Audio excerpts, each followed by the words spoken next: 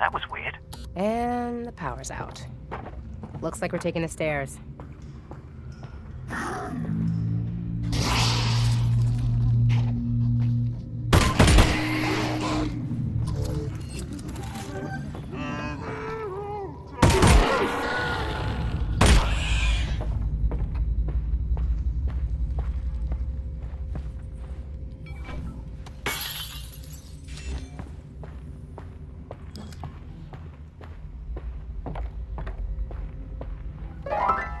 Hey, Russ. Name a song. Flight of the Bumblebee. Coming right up. That's it.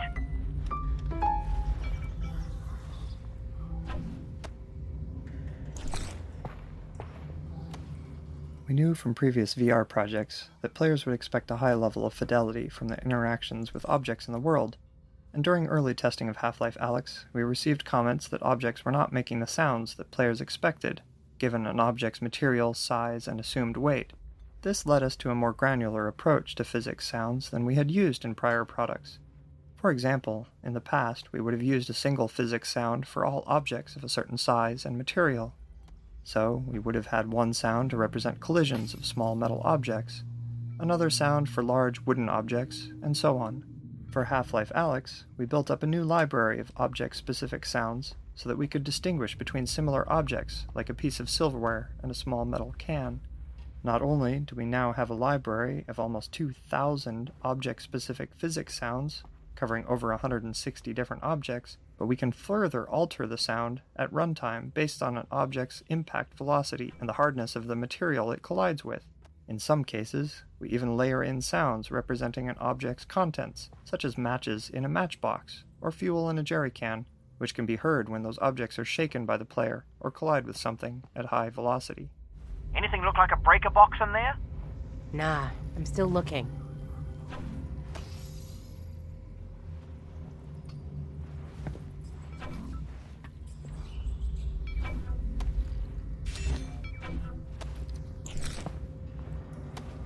Given the large number of bottles throughout the game, and the fact that they feature so significantly in the distillery gameplay, we decided to make interacting with them as interesting as possible using a procedural liquid effect. Each bottle is assigned a random fill level, and values for the amount of liquid agitation and foaming are calculated based on the bottle's movement. This is stored in the object's tint colour, which is otherwise unused. The shader calculates the liquid level based on the bottle's orientation in game. Since the amount of liquid visible in a bottle as a proportion of its height is different when oriented upright, sideways or upside down, different values are used for each in order to preserve the apparent volume of liquid inside. The liquid's surface is then displaced by a number of sine waves, modulated with the agitation value to create rippling waves. The areas determined to contain liquid, as opposed to air, take on the colour and refraction index values of that liquid. Bubbles and foam effects are added based on the agitation and foaming values. These are procedural and can be modified to create a variety of different behaviours.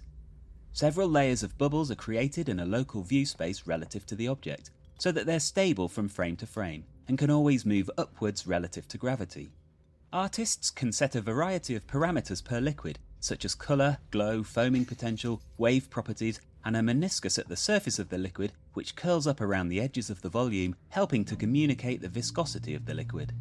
The refracted environment seen through the glass and liquid is sampled from the same cubic environment map of the local area that's used for reflections, and so the bottles are effectively opaque and do not have to blend with the frame buffer in the way that transparent objects normally do. This was a strategic design choice, as along with storing the physics data in the tint colour, it means that the bottles can be rendered together as a batch in arbitrary order, which is critical for graphics throughput. In the end, the refractive liquid effect allows for a variety of interactions to take place at a fidelity that is especially compelling with tracked hand controllers in VR. Let's go back to the elevator plan. I'm gonna get the power back on.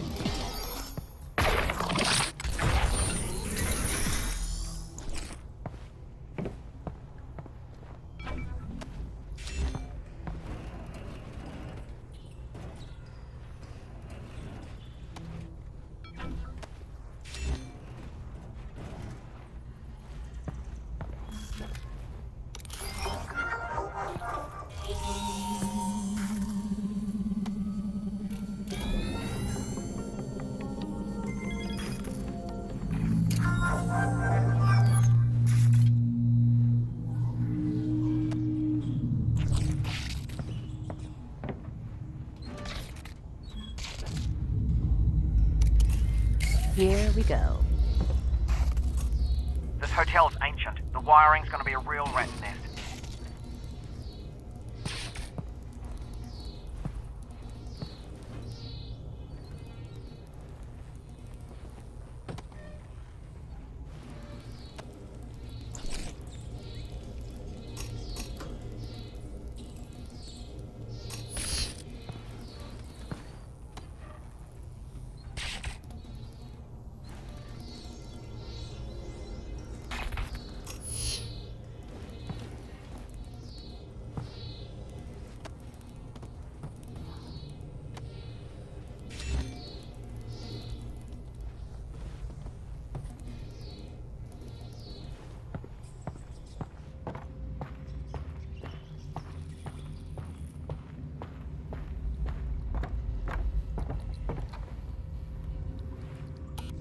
Rat's nest. Elevator's still not on yet.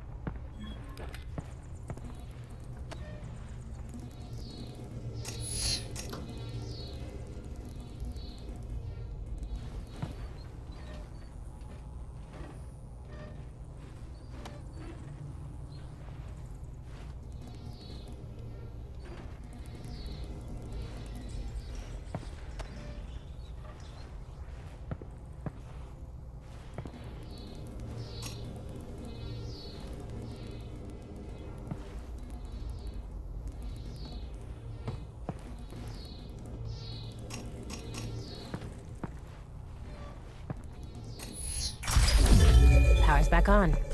Let's check the elevator.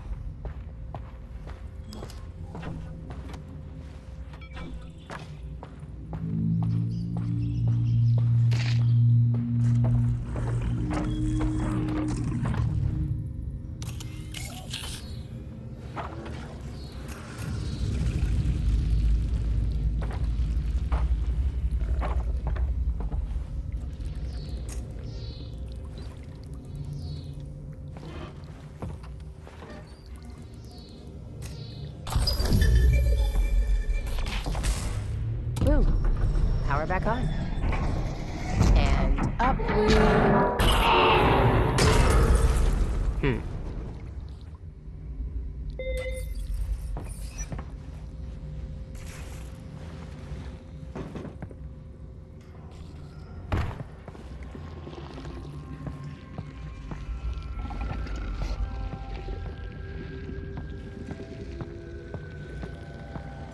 This place is overgrown. How dangerous do we think this stuff really is? Well, it is spores from another dimension, so probably... yeah, extremely. But a rare opportunity to examine alien flora up close.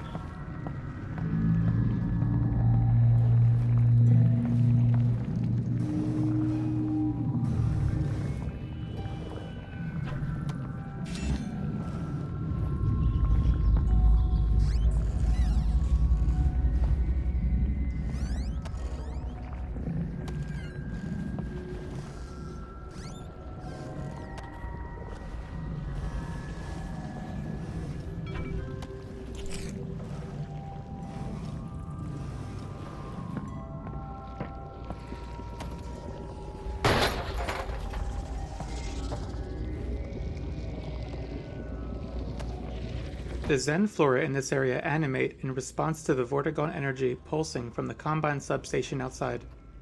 Since the substation itself is not visible from inside the hotel, it was important that we continue to remind players of its presence using audio and visual cues, and the Zen flora provided a perfect opportunity to do this. The shaders used on the Zen flora help illustrate the plant's response to the energy pulses in a few different ways. For example, the villi and cilia elongate and vibrate, while many of the other plants pulsate or glow.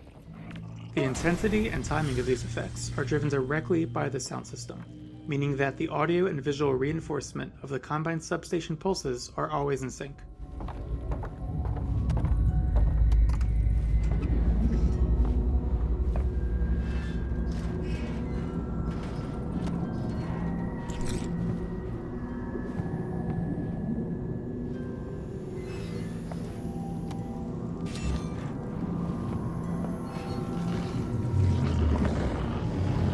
careful of those pustule things.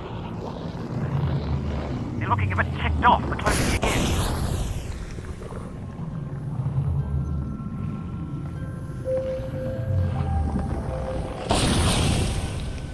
Alyx? Alyx, you still there?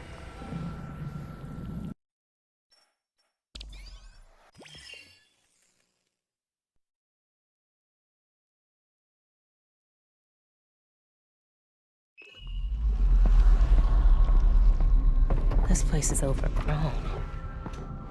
How dangerous do we think this stuff really is? Well, it is spores from another dimension, so probably, yeah, extremely. But a rare opportunity to examine alien flora up close.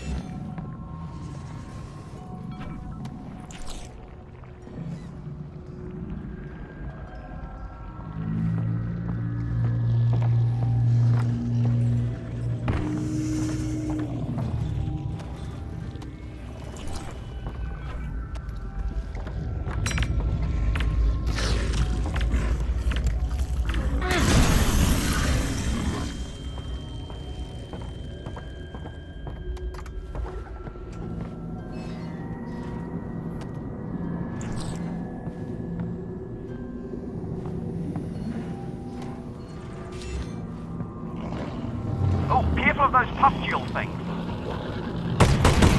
Looking a bit ticked off the closer you get.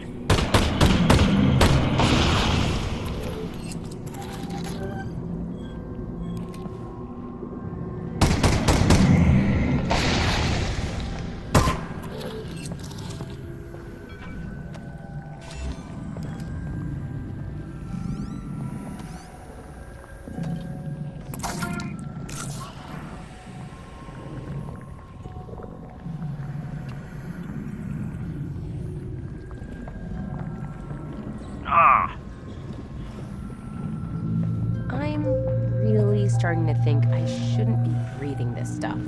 Agreed. Just keep moving. Maybe breathe less.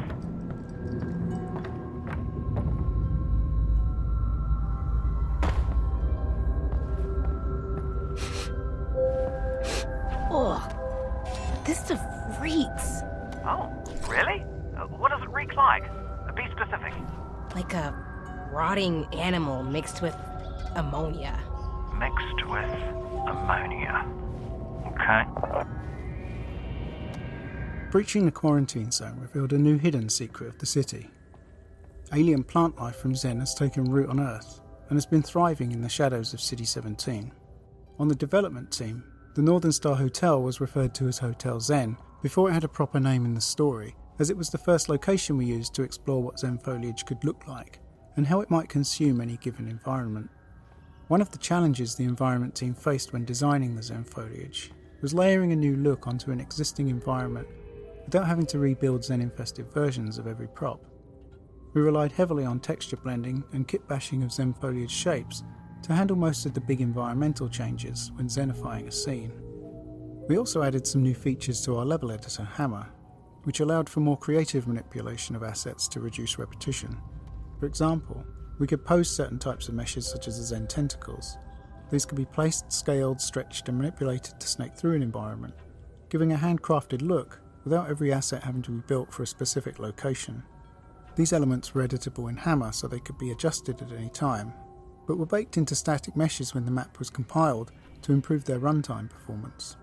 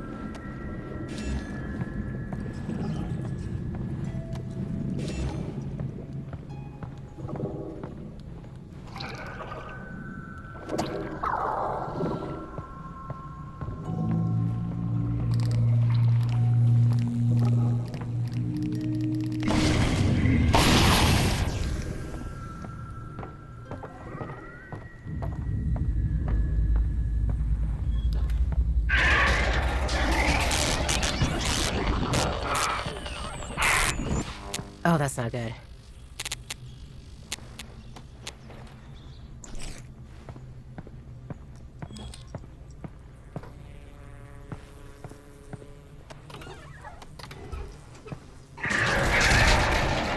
You see that? Russell? Russell! Alyx! Alyx! Come in!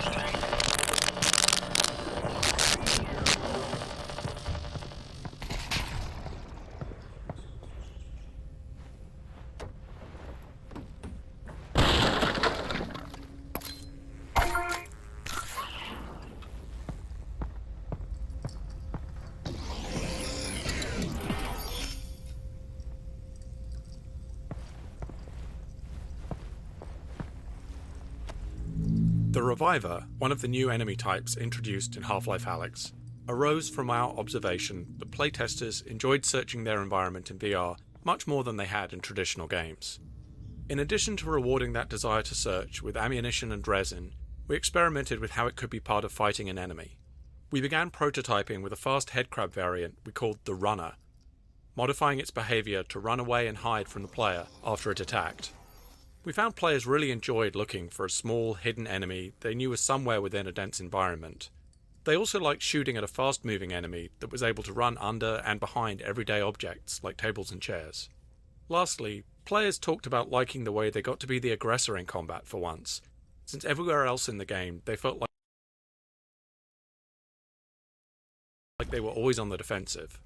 While feedback was overall very positive, there was one specific problem: how to encourage players to search for the Runner. After a few Runner encounters, we found players would start to realize they didn't have to look for the Runner at all. They could simply wait for it to run away and then leave the room. So we started prototyping various ways in which the Runner could become more dangerous if not found, setting up a time pressure where players had to find the Runner quickly or the situation would get worse. After some experimentation, we landed on the prototype where the Runner could revive a fallen zombie and become a new kind of foe, one that was more dangerous than a runner or zombie. After this change, the Runner was renamed internally to the Reviver, and we began assembling the various encounters around it. It took a lot of playtesting to balance out all the various elements of the Reviver fights, because they involved multiple separate stages: combat versus the Reviver, searching for a hidden Reviver, and combat versus a revived zombie. In the end, we still didn't feel like we'd created enough of a foolproof reason for players to need to search for hidden Revivers, so we turned the Reviver's heart into a key, requiring players to collect it.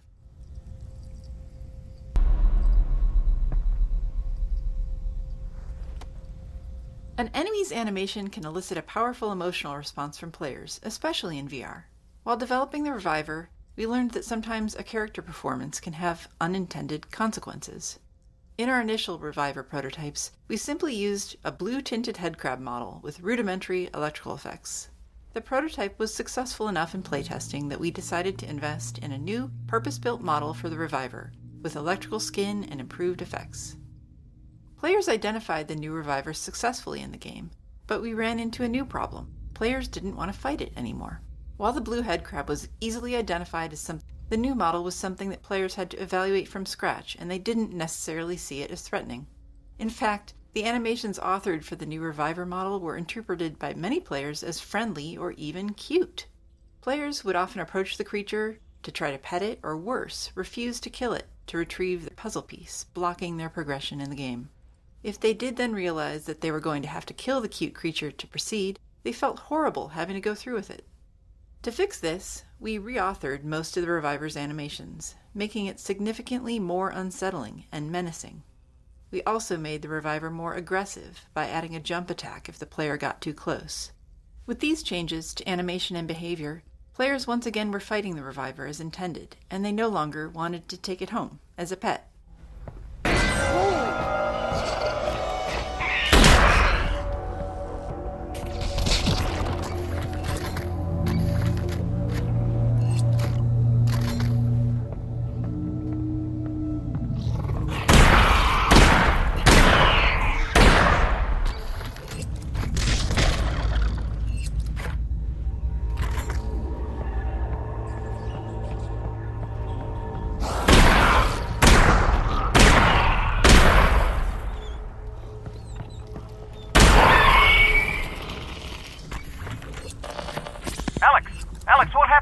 There was like a dog-looking lightning thing.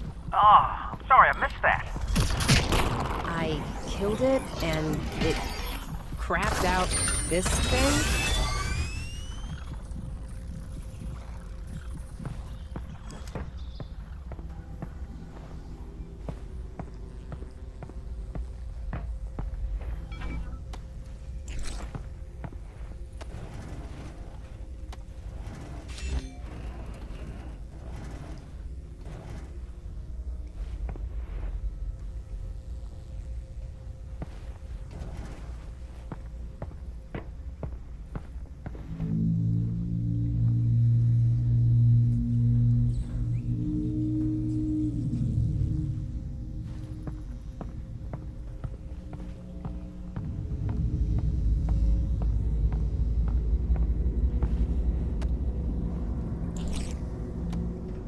This is the room featured in the very first shot of the Half-Life Alyx announcement trailer.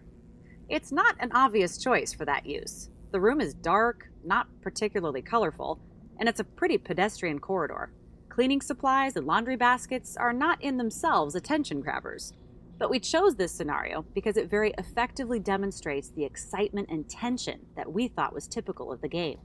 All game trailers require careful design. Conveying a game's core experience in just a few moments is tricky, even at the best of times. But we believe the Half-Life Alyx trailer had to work harder than most to meet a particularly difficult and uncommon set of challenges. We had kept the existence of the game under wraps, so shipping the trailer was going to be the first time in 13 years that Valve had shown any work on Half-Life. On top of that, the trailer had to quickly communicate that Valve had chosen to make the next installment of Half-Life a VR game.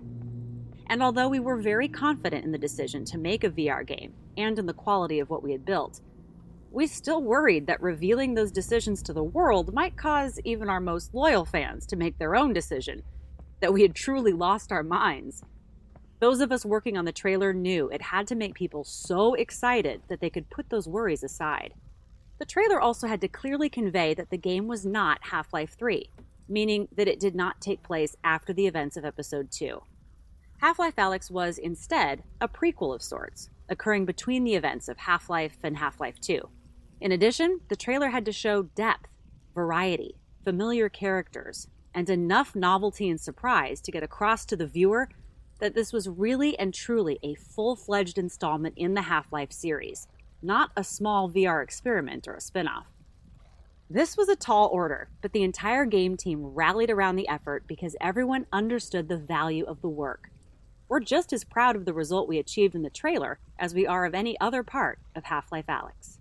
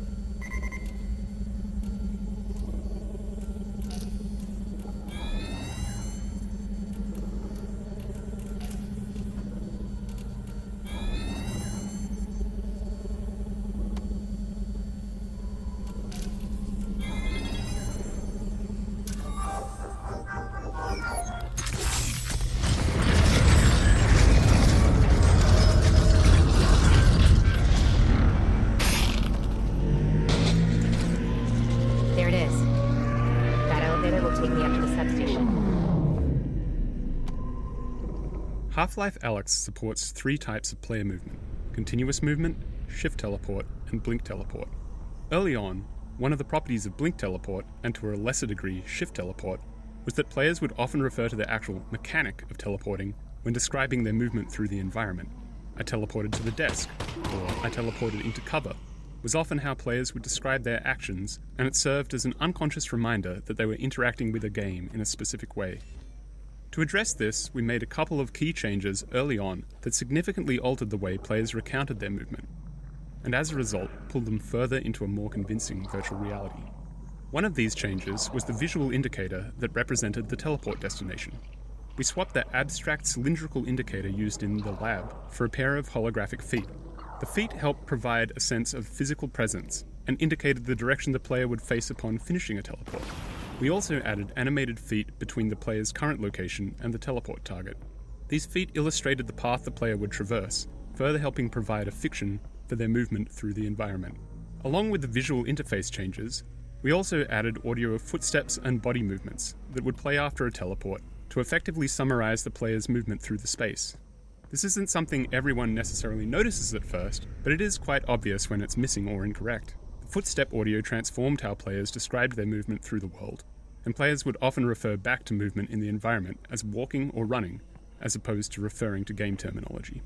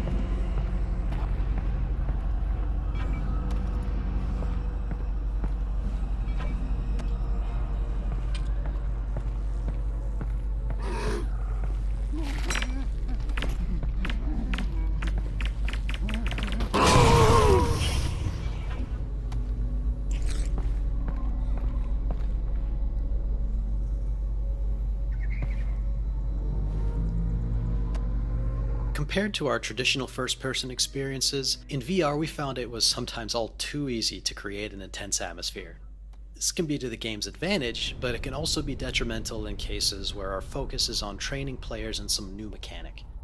In intense situations, players frequently fail to notice or retain critical information, and as a result, we often had to reduce tension in areas of the game where we were introducing players to something new.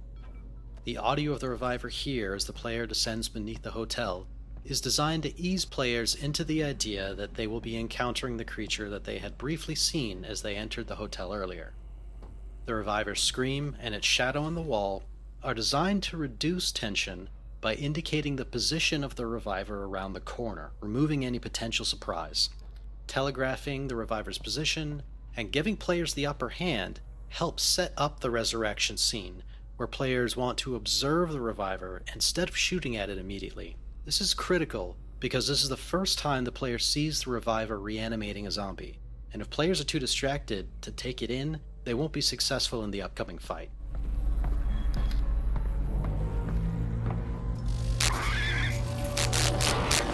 Ah, crap! Lightning dog. Be careful, Alyx.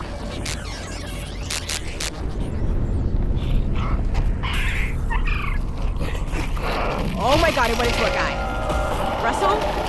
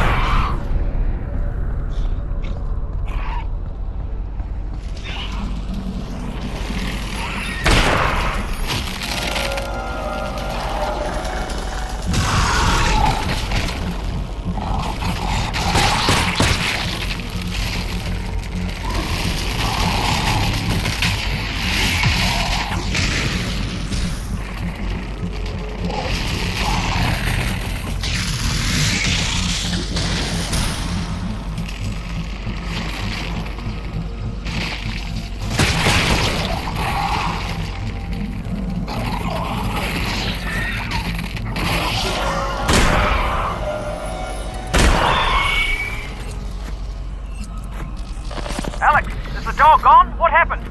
New development? It went into a dead guy. No. Yes. I had to keep both of them. It was nuts, Russell. It sounds nuts. Oh, it was.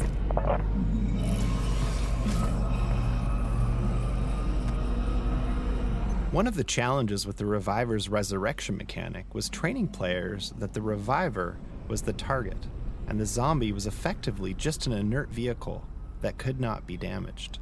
This was a significant departure from what we had been training players to expect. Up until this point in the game, players would see a zombie, shoot at it, and as long as they hit it enough times, it would die.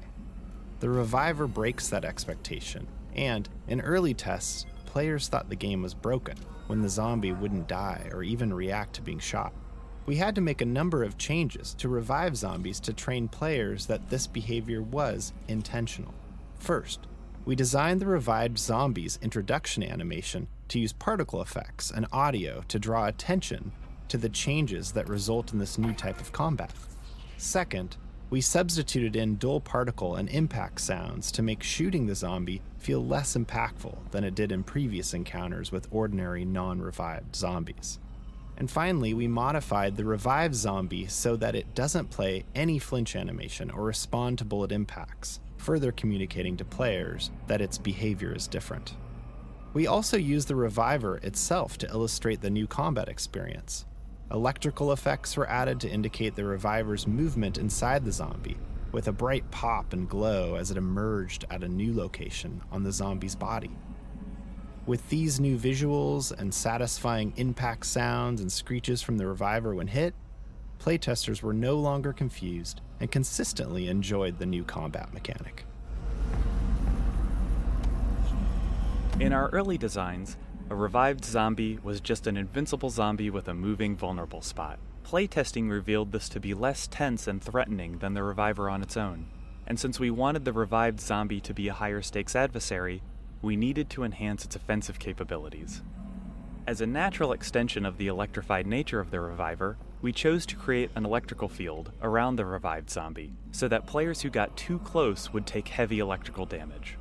This worked well for many playtests, until we observed a player who was a proficient real-world marksman. This player was able to easily defeat the revived zombie without ever being threatened by it. In response, we gave the revived zombie its electrified ground counterattack, which forces players to change positions to avoid damage. This created a cadence of attack and retreat that was more tense and satisfying for all players. Since a VR game must always be rendered from a virtual camera that matches the player's own point of view, we have limited opportunities to control what the player sees. Elevators are one of the few tools we have in VR to direct the player's view. A rising elevator like this one can be used similar to a crane shot that you might see in film, going from one elevation to another, revealing a beautiful vista or dramatic story beat. In VR, elevator rides can be challenging to make comfortable, as the motion of the virtual elevator is inconsistent with the player's own vestibular system. We found that we can make the elevator rides in Half-Life Alyx comfortable enough for most players by moving the elevator slowly and limiting how much the player could see out of the elevator. This particular elevator was initially far more open, but we gradually introduced more and more visual obstruction to the design so that the player always had some significant portion of the elevator in their field of view. This meant that we were able to get the dramatic reveal of the hotel exterior and Combine substation we desired, but players were comfortable since they could always see the elevator, which was in their own frame of reference.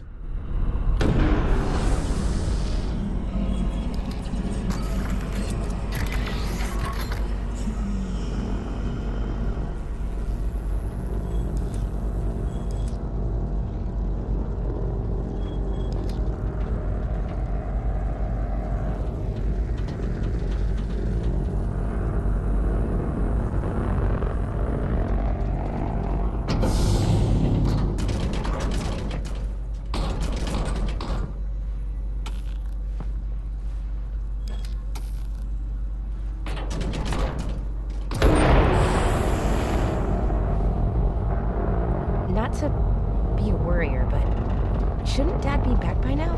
Well, let's think about it, Alyx. He's on foot, moving at 3 miles an hour. Plus, he's a fugitive. He's only got one leg. There's obstacles, no direct path. You know what? I'm not going to lie to you. He should be back by now. Yeah. So I should be worried. Normally, yes. But you're the one headed towards the danger, so I'd say we should be the ones worried about you.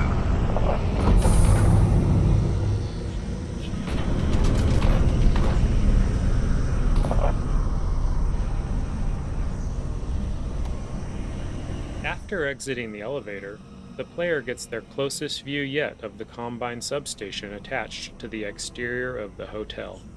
While the Combine architecture can veer into the abstract, it's often at its most successful when contrasted with a human structure.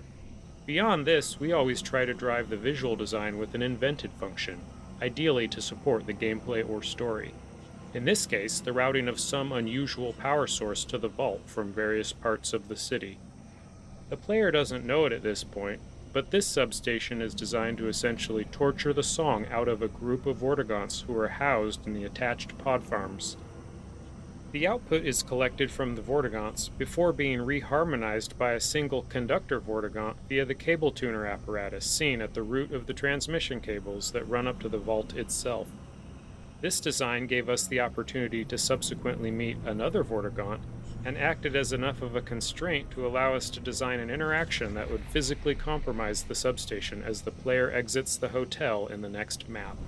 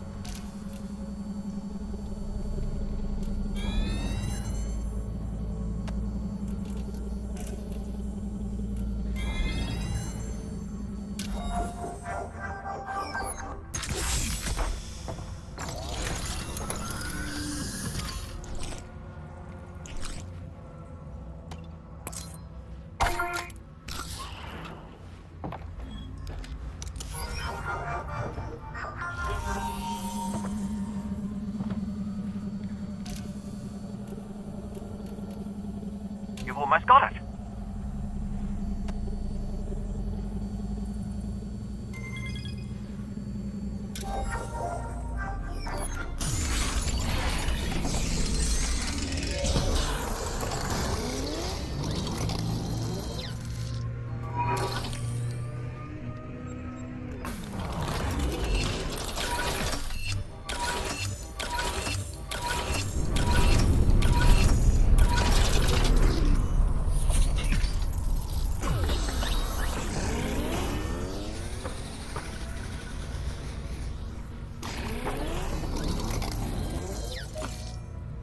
Oh wow, check it out. My gun just keeps getting better and better.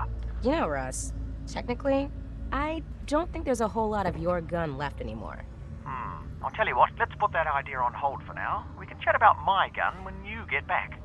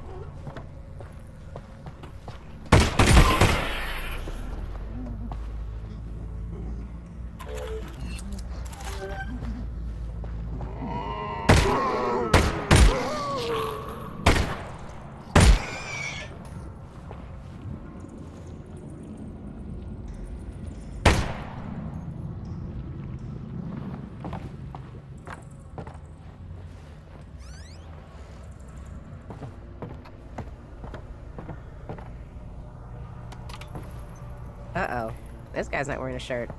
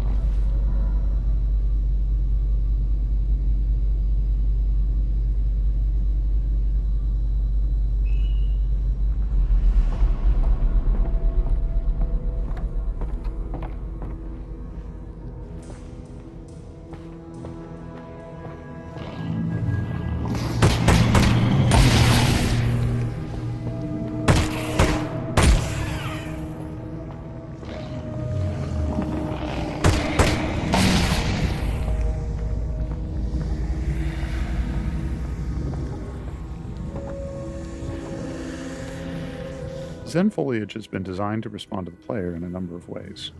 In dark areas, where the flashlight is active, some Zen flora will animate or expand in response to the light. These Zen plants respond to the proximity of the player's hand by glowing and pulsing. The glow effect in particular is rendered with an offset using the correct binocular perspective for each eye, which gives the impression that the glow originates in the interior of the organism. The Zen flora's shader effects, which rely on hand proximity, take their input from a dynamic voxel field which follows the player at all times. The player's hands effectively draw motion trails in this voxel field, which can be sampled by the foliage's shaders to drive deformations and other shading effects. If the player moves their hands quickly, they produce motion trails in the voxel field. If they hold their hands still, they produce a radiating force. These different types of motion characteristics allow us to create different behaviors in the foliage to give it a bit of extra personality.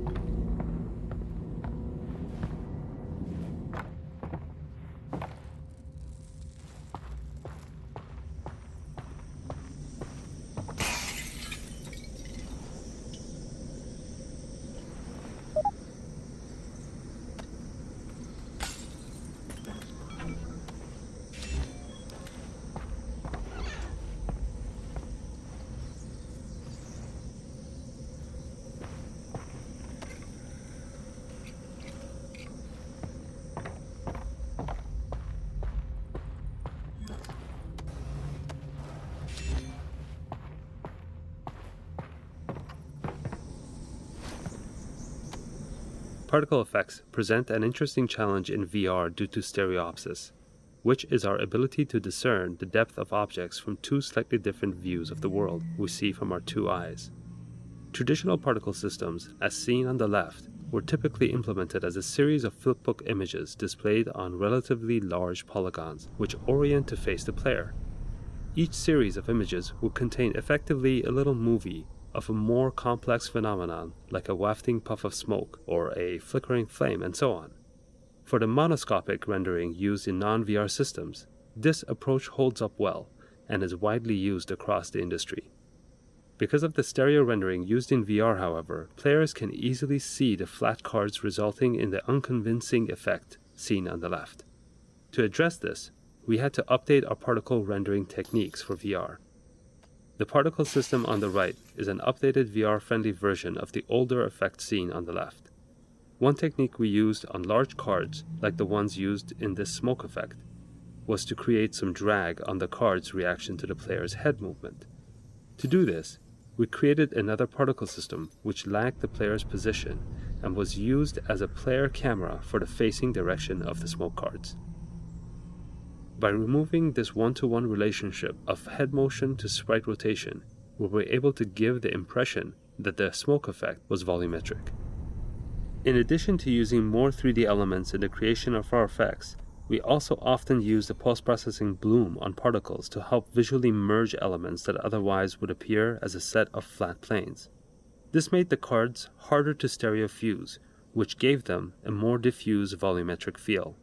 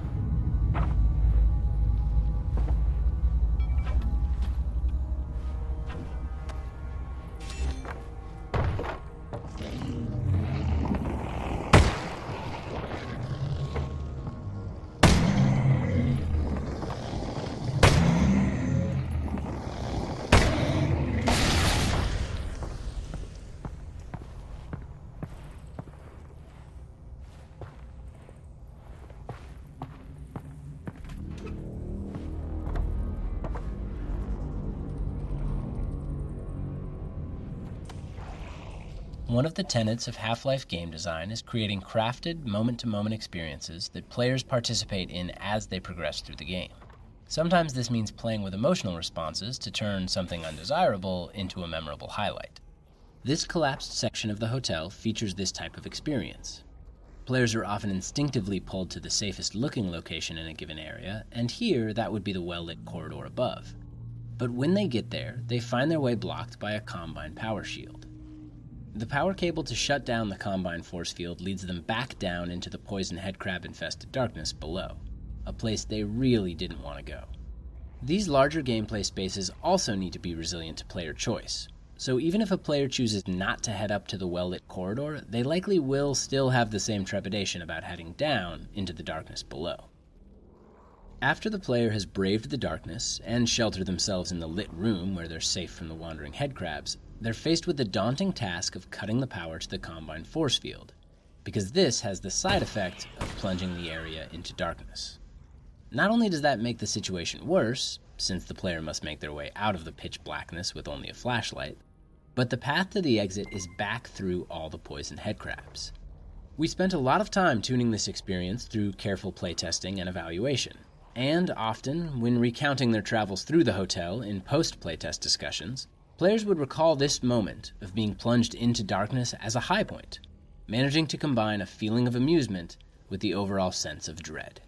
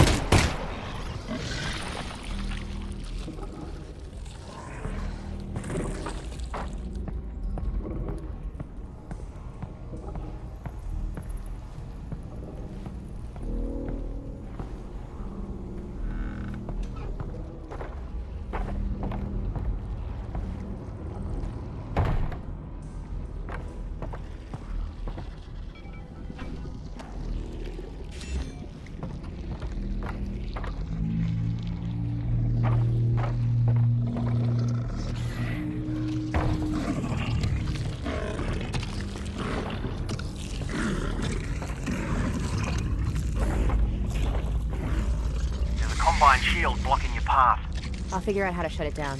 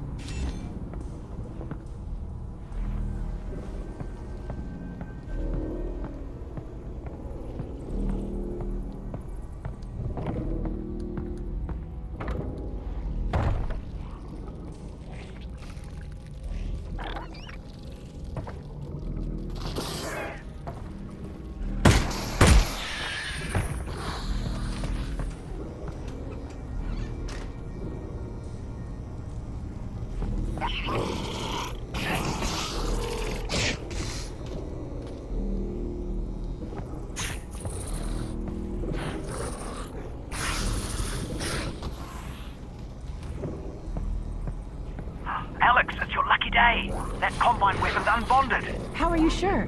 Still in the case. They never leave them in the case. Nice. I didn't even need to edit your genetic code. I know. We'd love that. That's okay. There'll be a next time.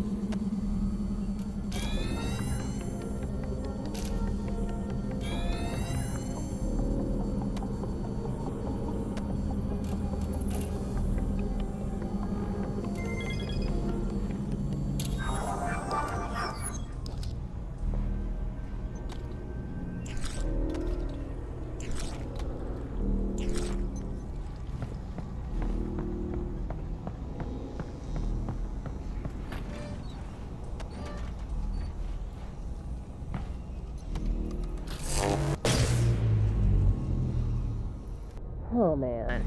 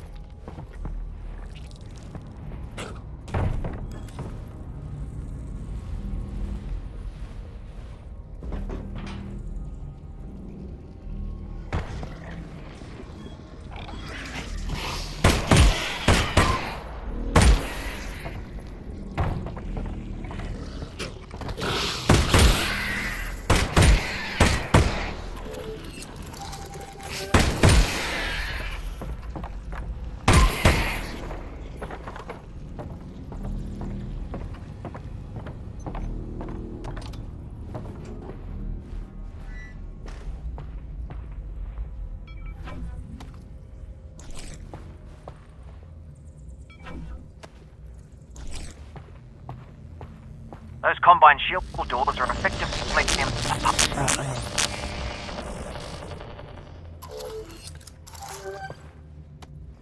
A common game design problem is that of resource placement, and this spot in the game is a good example.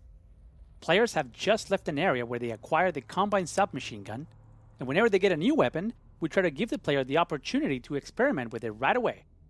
So, right after the SMG, we make sure to give the player a bunch of ammo for it and a supply of not too threatening enemies, in the form of confined zombies and wandering headcrabs to experiment on. But playtesting has shown us that there's a wide range of ways that players respond to that setup. Some shoot a headcrab or two and move on, but some players take their time exploring the weapon, even using up all the ammunition we gave them.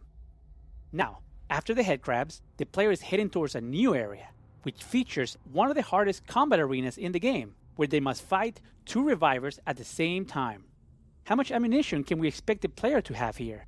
How much should we put in this area between the 2 arenas to ensure all players will have enough to fight the 2 revivers? If we don't put in enough, player may be in a position where they cannot succeed at the upcoming encounter, and reloading their save games won't help them. They will need to go back and replay the previous area, this time conserving more ammo. That's not something we want to happen, nor is it something that we can expect all players to realize. Instead, many will repeatedly try and fail to be the 2 revivers.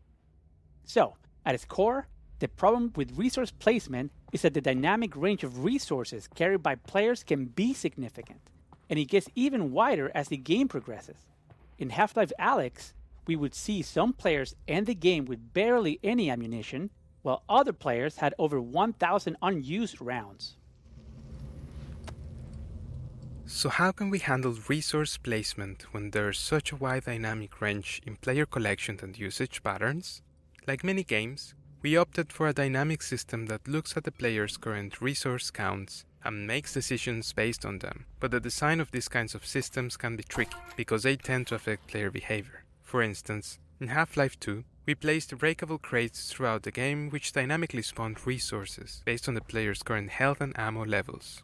This had the advantage of allowing us to not need a huge amount of playtesting for resource balancing, because as long as there were enough crates around, the player would always have enough resources. But because that system exists, we didn't have to spend much time on resource placement, and as a result, we didn't really craft challenges around resource collection.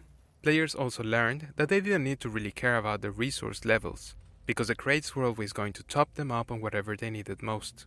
For Half-Life Alyx, we wanted to revisit those assumptions. We knew that searching for resources in a VR environment was something players really enjoyed. So we wanted resource collection to be something players needed to do throughout the entire game. And that meant we didn't want them to ever reach the point where they had so much ammo and health that they didn't need to explore. We were also able to start playtesting earlier in the product development cycle than we had been able to when making Half-Life 2, which gave us the confidence that we'd be able to spend the time we needed to carefully place every resource.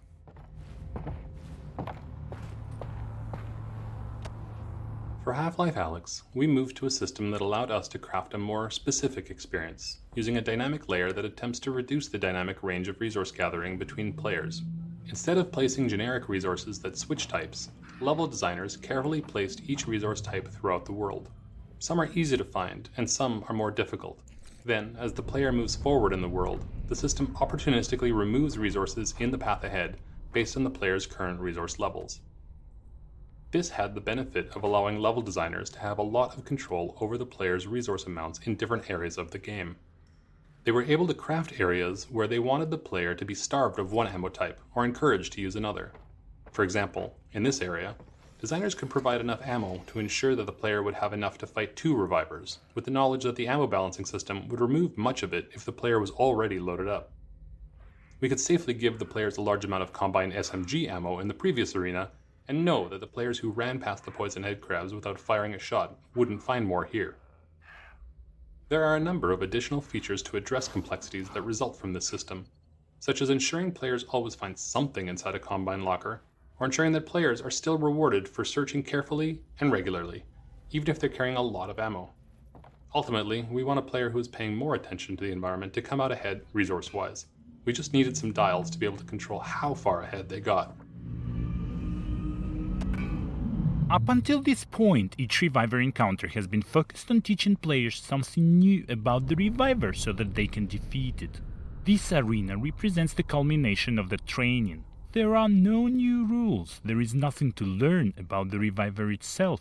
By this point, players are armed with the knowledge required to progress. The challenge then shifts into a combat problem where strategy and execution are required. Players have to juggle and prioritize multiple targets, utilize all of their weapons, and manage a constrained supply of ammunition in order to prevail and make their way back out to the exterior of the hotel so they can deactivate the combined substation.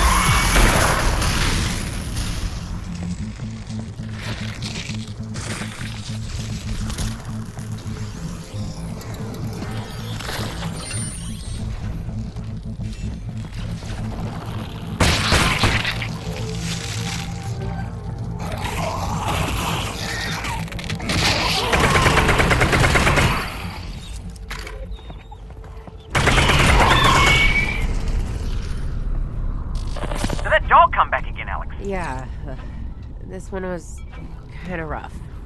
You're all right, though, right? Yeah, Russ. I'm good. Well, we've got to get you out of here and up to the roof. I'm working on it.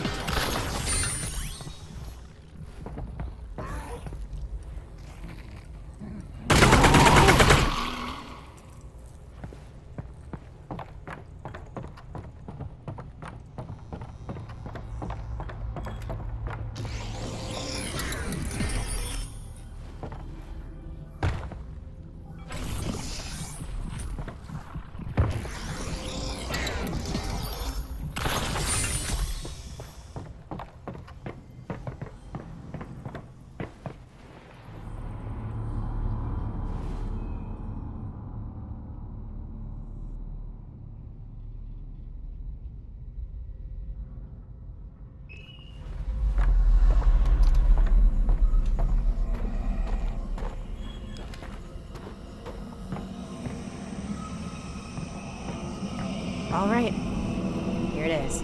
Now, just snip those cables and off we go. One of the core subplots of the storyline is regarding the Combine imprisonment and use of the Vortigaunts to trap the G-Man. The multidimensional power of the Vortigaunts to detain the seemingly invincible G-Man is established in previous Half-Life lore. Through the use of their prisoner pods and substation technology, the Combine extract the power of the Vortigaunts' Vortessence chant, tune that energy, and then transmit it to the vault to contain the G-Man. To communicate this Combine process to the player without explaining it through lengthy exposition, we used musical sound patterns to represent the process implicitly. If you stand near the pods holding the Vortigaunts, you can hear them groaning their chant in a slow but semi-musical pattern.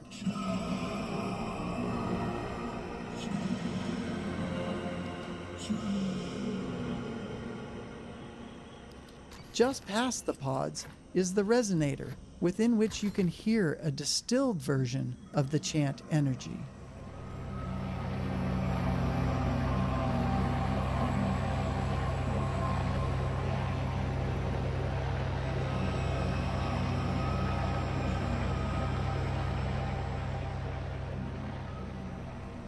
Finally, the cables are activated with the concentrated Vortigaunt energy, which is harmonized in varying patterns and intermittently transmitted to the vault once the energy is sufficiently tuned. If you stand near the cables while they're tuning, you'll notice the sheer size and height of the sound. This was achieved by placing the sound emitters for each cable at the locations of the actual cables themselves. The sound of the cables covers a broad frequency range, which emphasizes Steam Audio's head-related transfer function processing. That simulation, combined with the feedback of the observer's inner ear as she looks upwards, gives the same impression of scale that VR is known to give visual objects.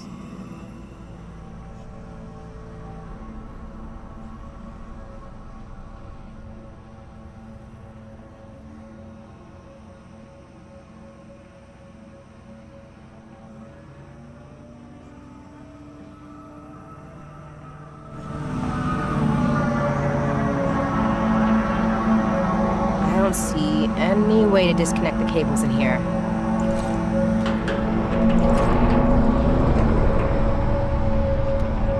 Character performance within a VR game has a unique set of opportunities and challenges.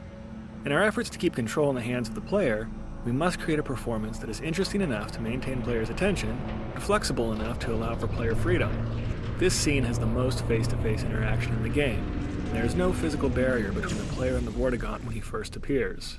At one point, we played with the idea of a jump scare when the Vortigaunt is released, upending the player's expectations of what had been referred to only as a battery up until that point. Not only was it a bit ham-fisted, but the Vortigaunt came flailing out of the pod, frequently into the same space occupied by the player.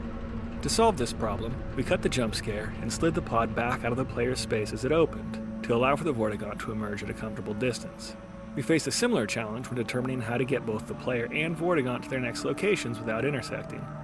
We wanted to get the player and Vortigaunt side by side overlooking the vista, while the Vortigaunt delivered critical exposition. It would have been awkward for the player and Vortigaunt to take the same route along the catwalk, so we looked at other options, including exploring ways that the Vortigaunt may have once moved in its native environment. With long forearms, it's feasible that the Vortigaunts may have moved around as quadrupeds, so we chose an agile four-legged scramble up to the higher platform where he can deliver exposition without contending with the player for space.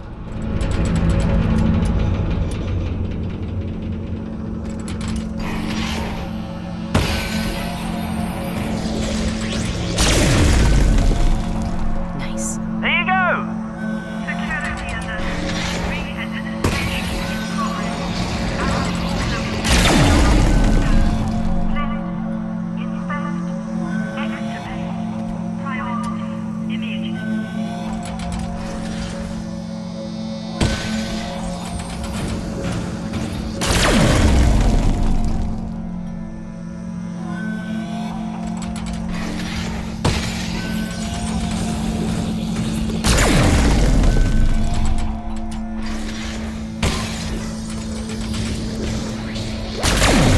Great. Now go inside and deactivate the power source.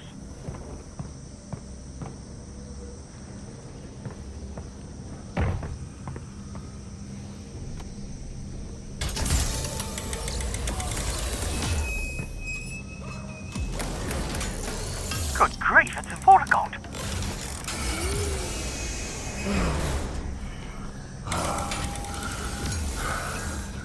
We have been trapped in the dark. You're free now. It's okay. Your friend sent me. The Alyx fans. You are our friend. What are they doing to you here? What they do to us all.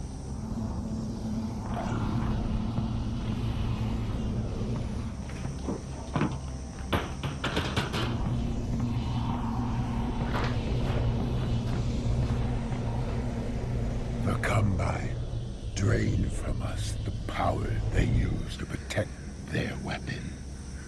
There.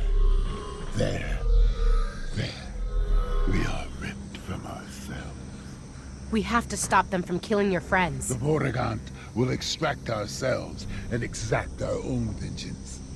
You must go to the weapon. Well, I can't get into the vault if the substations are still online. Do not worry, Alyx fans. They will not be. We will not allow it. I will clear the path.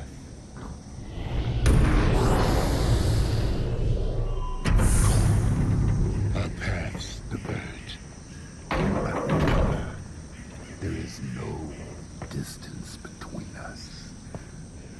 We are coterminous. Thanks. Good luck. We're putting a lot of trust in that Vortigaunt to shut down all the substations. I trust him. Yes, me too. Because if he doesn't, well, that vault isn't going anywhere, and we'll be standing there with no vault to break into, surrounded by Combine. Rust. Trusting him is our only plan here. He'll do this. We can do this. Yes, you're right. He'll be fine. We're all going to be fine.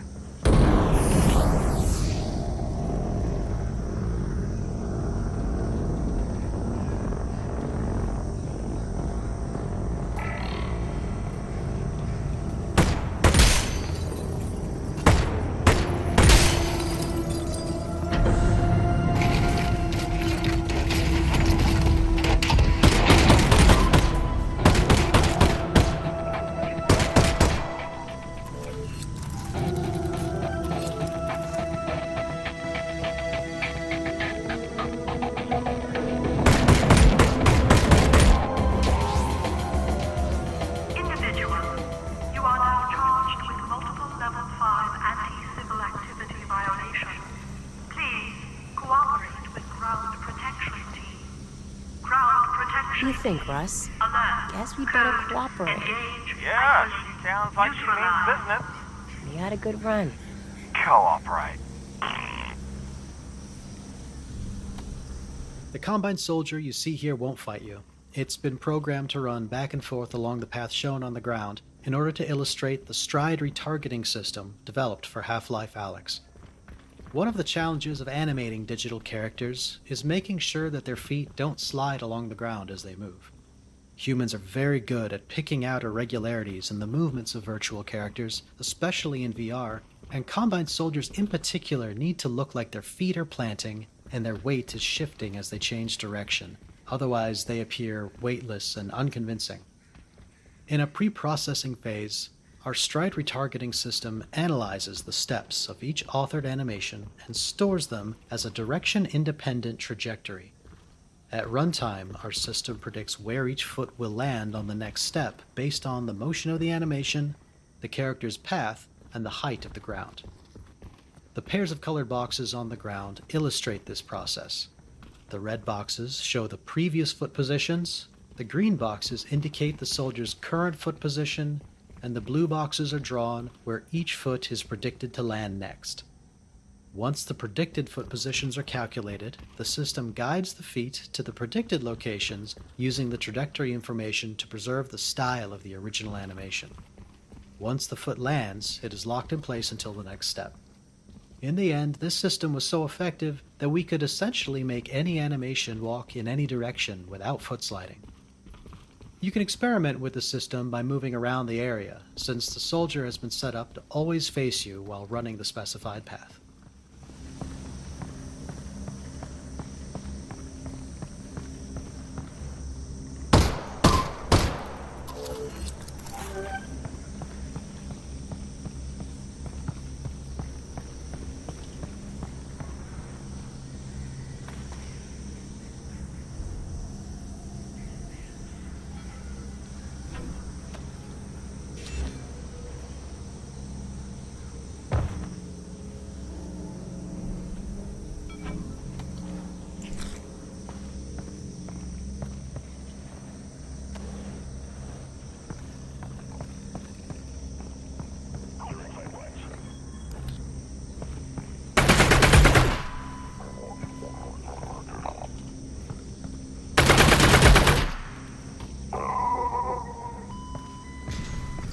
Getting kind of crowded down here, Russ.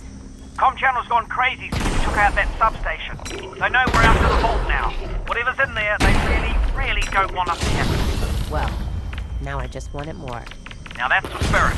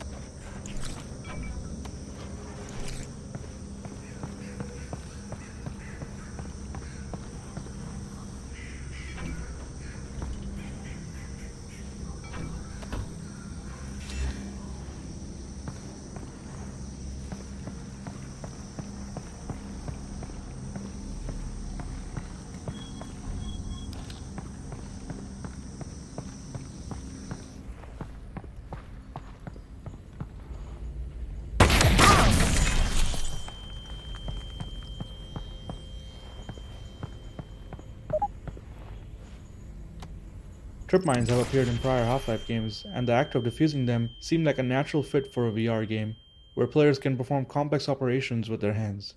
By this point in the game, players have already learned how to hack Combine technology with their multi-tool, but we wanted defusing a trip mine to be more tense than the hacking puzzles. To defuse a trip mine, not only does the player have to place their hand near the laser that could trigger the mine, but they have to perform the task within just a few seconds. Early versions of this puzzle were inspired by lockpicking, resembling a series of tumblers that the player had to quickly align. Unfortunately, the tumbler design required players to rotate their wrists in an uncomfortable manner, particularly given that they had to also avoid touching the laser beam. We removed the rotational component but kept the timing element, leading to the mechanic you see in the final game. We also experimented with causing the trip mines to actually explode if the player failed to defuse them, but most players found this too punishing, especially in cases where a chain reaction of explosions could occur. Instead, the mines just stay active and the player can attempt to defuse them again.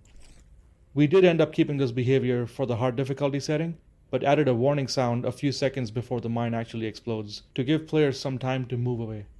We also experimented with allowing diffused mines to be removed and redeployed by the player, but we hadn't designed enough combat scenarios around this mechanic for it to be satisfying in practice, so this was left out of the final game.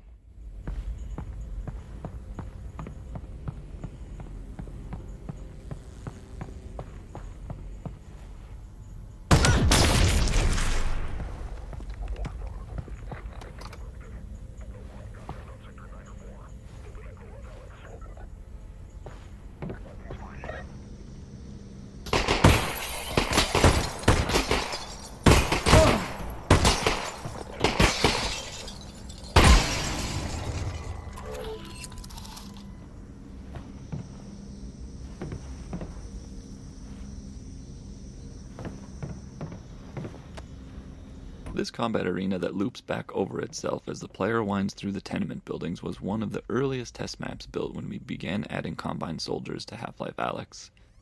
One of the lessons we learned from this series of combat encounters was that fighting Combine soldiers was physically taxing on players, as we needed to pay careful attention to pacing. Taking cover, reloading, switching weapons, and acquiring targets really pushed on all the skills that players had learned up until this point. To help cut down on fatigue, we added gaps between the Combine encounters and removed some of the combat altogether to better pace the experience. The trip mines in the stairwell following this battle are a good example of one of the pacing elements we used to slow the player down and let them recuperate before the combat ramps back up again.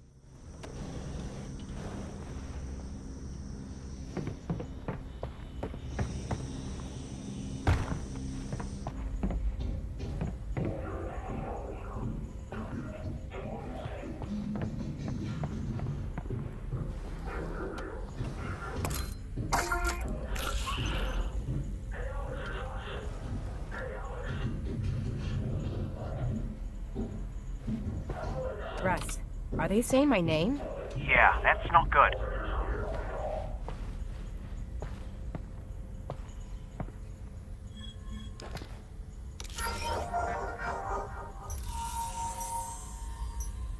Steady.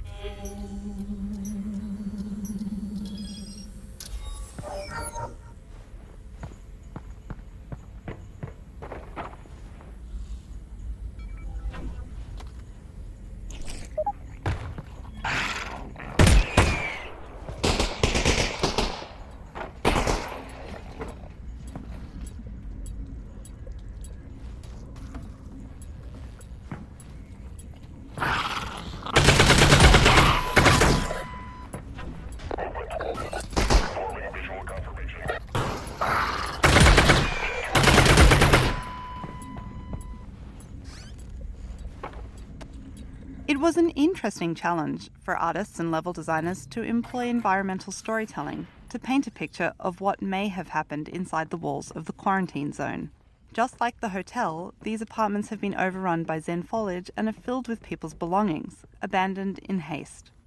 In this area, the walls have been torn down, either by destructive portal storms or perhaps the Combine's cleanup effort.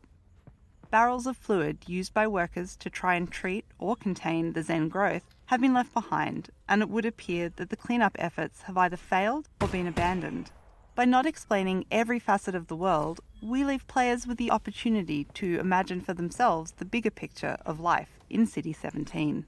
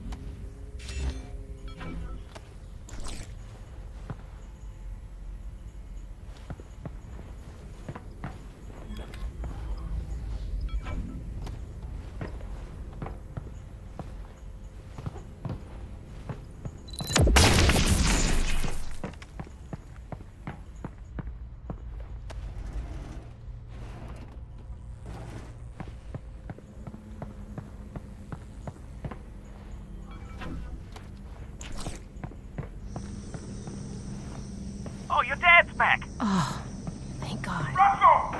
God damn, it's good to see you! Likewise! Oh, this is great. Honestly, I'd pegged your survival at about 4%. You can thank that Vortigern. He got me back here in one piece. Russell, put Dad on. Alyx, baby! Dad, we just took down a substation. Good. Because when they move this thing, that weapon's gone. We need to get it tonight. We will. You still got that data pod, right? I do. Russ, this thing's biocoded. I'm gonna need the TLI. Yep, it's right over there. Okay, great. You good, honey? For sure. You go ahead. I'll be fine, Dad. I promise. Keep that promise. I'll get to work on the data pod. Once we had the spine of the game complete, teams went through the maps looking for additional opportunities to add the character and tone that players associate with the Half-Life games. This mannequin head grab was a fun opportunity to hit on the sci-fi horror B-movie vibe. We had a few conversations about how long to leave the head crab atop the mannequin, and decided that the experience should be analogous to catching a small dog in the middle of some mischief. We wanted players to feel like they had walked in on something they weren't supposed to see, and for them to go away feeling like every inch of the game contained something for them to find if they chose to explore it. After an early update to the headcrab sounds where details like breathing and grunting were added for the first time, we received feedback that the new sounds were too cute and familiar, moving the headcrab too far in the direction of a cuddly creature rather than an alien threat. We updated the sounds to be more threatening, but for this headcrab we brought back some of the cuter sounds to sell the headcrab's frustration with the mannequin.